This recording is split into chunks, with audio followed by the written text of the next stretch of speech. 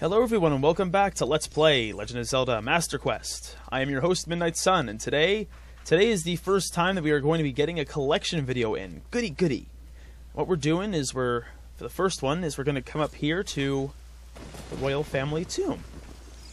There are there are actually 12 songs that you can officially have inscribed on your quest subscreen, your quest status subscreen.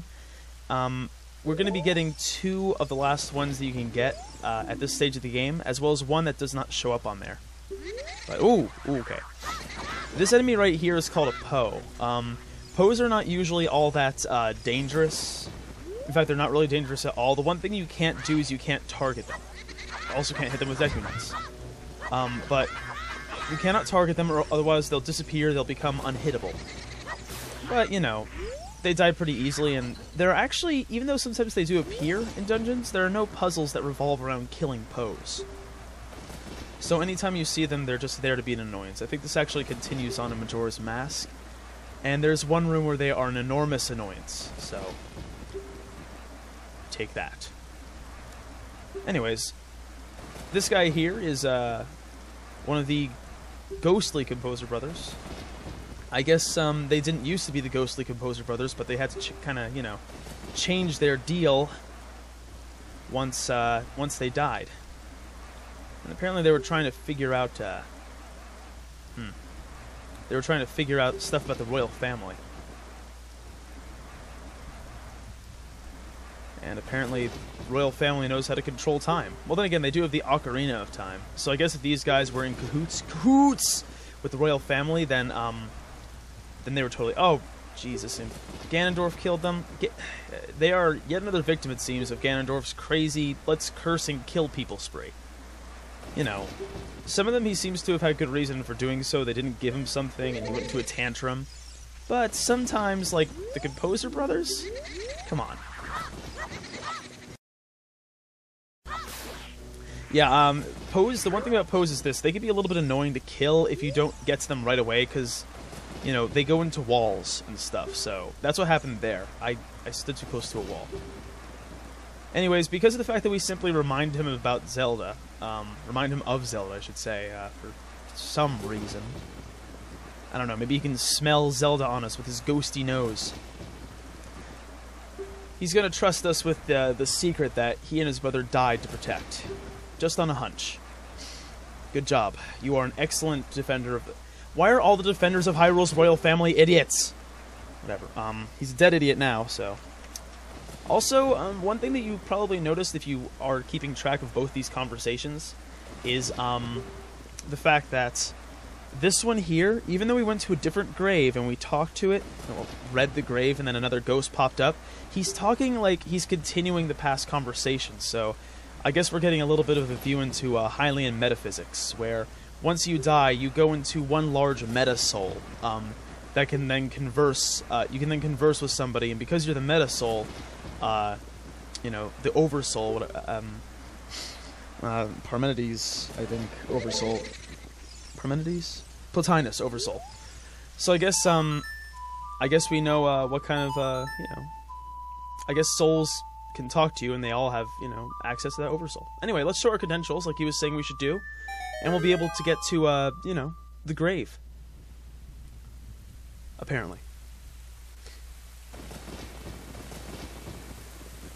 Because he said we need to get to the royal family's tombstone. Even though this looks like a tombstone right here. We got creepy lightning flying down from the sky. Boom! Ba-boom! Nice. Anyways, so yeah, this is how we get to the song. And once again, if you were paying attention, they said they were both working on a song to like change the time of day.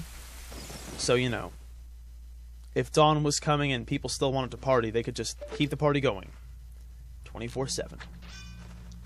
Anyways, continuing on. Royal Family Tomb. There are keys in here. And you know how much I love keys. I don't. So let's just kill these guys here and continue on. By the way, you see those braziers up there? I do not currently have the ability to light them.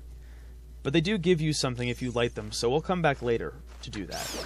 I'll just like pop back in, you know, jump cut, awesome, really quickly once I have the ability to do that.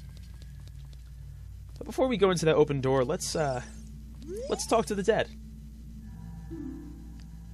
Alright, they just gave us a clue on how we can defeat some of the enemies that we will be encountering ahead here. Alright, we got us some mysterious green pools and some enemies here called Re-Dead. Re-Dead we'll be seeing later on as well. They don't just appear in graves, but oh dear, yeah. They freeze you, and even though you might think that with that kind of power, facing them en masse is going to be really annoying, it actually isn't, because once you kill one, the rest of them walk over. If they're more in an area, they walk over to, like, I don't know, eat the other one. I don't know. They just kind of stand near it, I think. I never stood to watch. It always just creeped me out too much. Anyway, we made it to a tombstone with a poem on it. You know, somehow, even though this is like a tombstone that seems like it was carved in like ancient Hylian times, it seems to be pretty obvious that it was written for the purpose of the Sun Song, which is the one that we're gonna learn here. Isn't that nice? Look at that. It's perfect.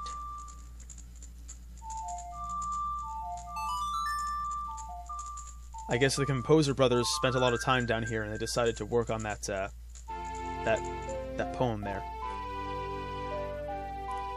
And we're getting a little bit of a view of what the Sun Song does.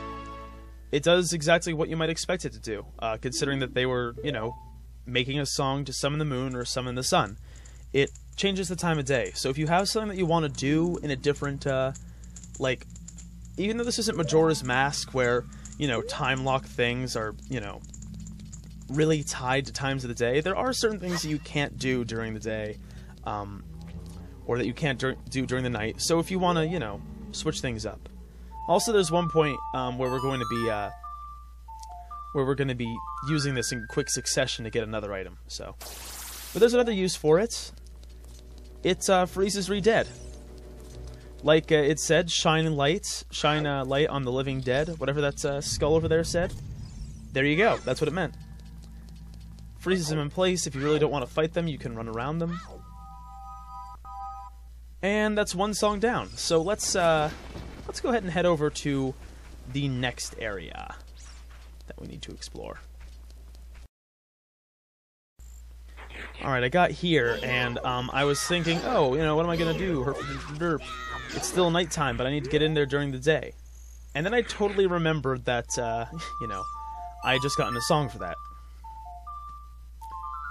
So instead of waiting another 3 or 4 minutes, I decided, you know... Oh! Ah, and I missed a big one. Well, his 5 rupees would have been worthless anyway. And there's usually music playing here at Lon Lon Ranch, but because I came in, like, right at the break of day, right at the break of dawn, right before the music in the overworld started, there's no music here either. However, we do hear some familiar singing, so let's go inspect the source of that. I think we can already make a good guess as to what it is, considering we, you know, saw her when the camera was doing its little flyover. It's Milan.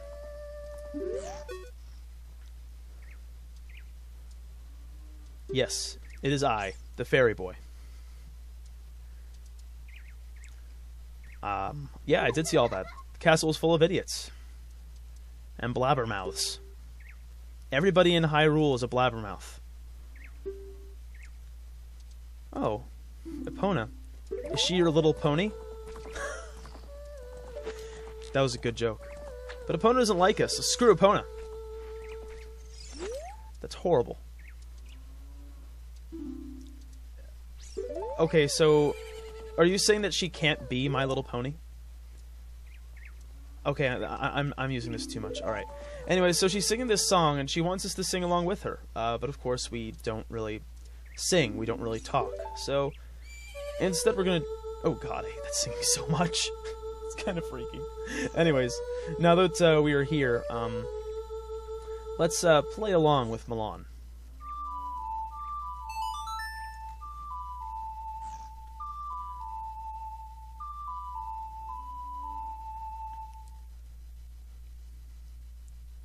And there we go. We just learned Epona's song. Ain't that nice? Anyway, now Epona will be super duper nice to us. And, oh dear. There's that guy again. In fact, Epona will be so super duper nice to us that she won't really want to leave our side. She just bumps into us and moves us around, because there is no way for her to tell that she's right next to us, apparently. Nintendo didn't think that far. So let's backflip away from her. And she's still coming at us. Whatever. Alright, time to go to the next... what the heck was... Okay, whatever. Anyways. So let's head over to the next area. That'll be cool, I guess. Come on, Harvey. Jump cut, jump cut, jump cut. Do it. Alright, there we go. Oh, I forgot about this. Okay. It's Mr. Owl again. I have given up trying to properly pronounce it on the go, so, yeah, let's just call him Mr. Owl. Isn't there... Oh yeah, that's right, Winnie the Pooh, Mr. Owl. Been waiting to see that movie, by the way. And, yeah, basically what all he does here is he gives us yet another tutorial on how to use the map, because he didn't, you know, speak to us enough about that subject beforehand. Anyways, we cannot enter, it does not look as though we are able to enter Hyrule Lake, but that's not quite the case. There is a way in. We just need to be super duper sneaky. We will at some point be able to enter in the normal way, aka over those fences, but we don't have the ability to do so just yet, so, well, you'll see. You'll see what it is. Anyways, this last song is the one that does not appear on your quest status subscreen. It's one that you need to remember yourself. Little flyover of Lake Hylia. Now, those of you who care to watch the collection videos will know why we will not get these flyovers whenever we first enter the other areas again. So in order to get this song, what we need to do... Actually, this is less of a get song and more of a generate song. Create a song.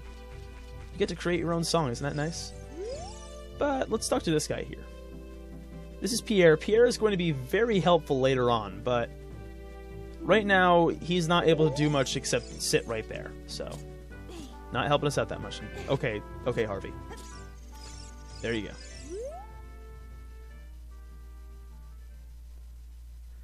Alright, this guy here is Boniru. Hang on, I couldn't really see that quite well. He's another scarecrow, and he's excited that we have an ocarina, so let's play him a song. There we go. Actually, something sounded wrong about it. So let's go ahead and play him a different song.